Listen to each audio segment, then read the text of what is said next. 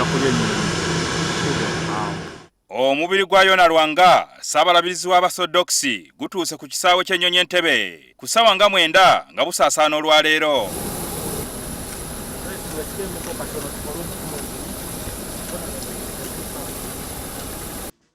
Oluvannyuma guleetedde wano ku ekereziya ya St. Nicholas Namuŋŋoona okumusabira.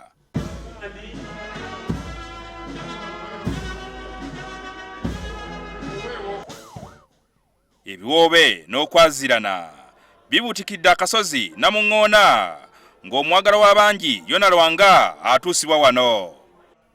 Ssaabalabirizi Lwanga yafiira mu Kibuga Athena ekya Buyonani ng'ennaku z'omwezi taano omwezi guno.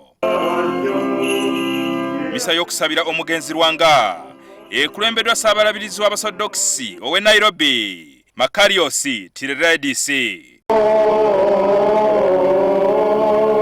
We are always ready for that unknown journey.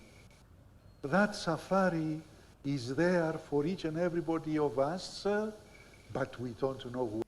Abooluganda lwa Ssaabalabirizi Lwanga bategeeza nti omugenzi yafuna obubaka obwali bumutiisatiisa okumutuusaako obulabe olw'okuba nti yali taluma mu byayogeranga.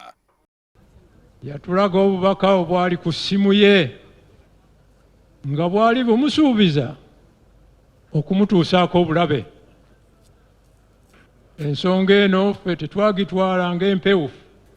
Ssaabalabirizi yatubuuza nti bye muliko byaki ebyo munaabituusaawa?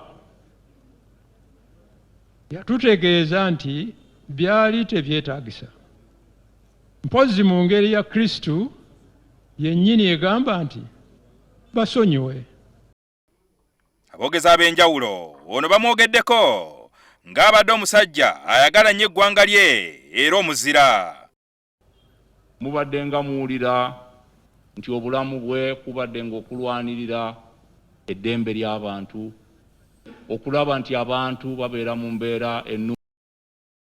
Omubaka w'Erwemiyaga Theodore Ssekikubo nga y'abadde omukungubazi omukulu akiikidde gavumenti ensingo olw'obutasindika mubaka yenna ku mukolo guno.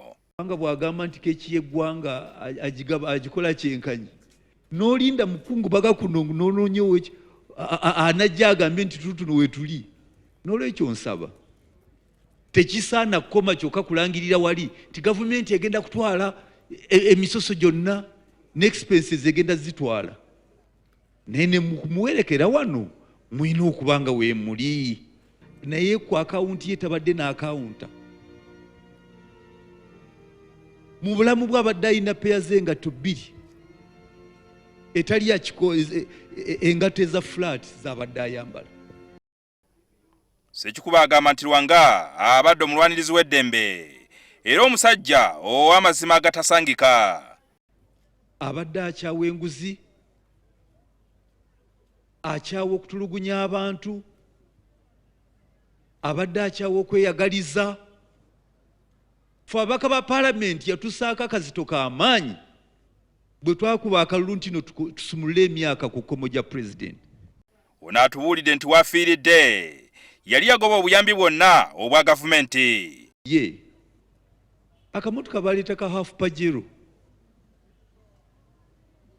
atuuse kuva mu nsi ng'akamotoka ako takatuddeemu, yakagaana. Omubaka Ssekikubo era aliko obubaka bwaweereza Pulezidenti Museveni ku kufa kwa kabona wa Katonda ono. No, akugamba ogiwadde omuliro oluusi munda abatakwagala, naye oyo akwagala yakubuulira bw'obiwulira oyinza okulowooza nti ono tanjagala. Nsaba Pulezidenti amanye nti nno Archbishop Lwanga abadde amubuulira ebyo ebikwata ku bantu, ebibadde bikwata ku kununula eggwanga lino, ebibadde bikwata ku lutalo lwe baavaamu nti tuterese okununula eggwanga.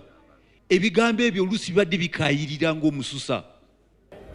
Ssaabalabirizi Yona Lwanga eyafiira mu ggwanga lya Greece, omubiri gwe gutuusiddwa mu kiro ekikeesezza olwaleero mu Uganda.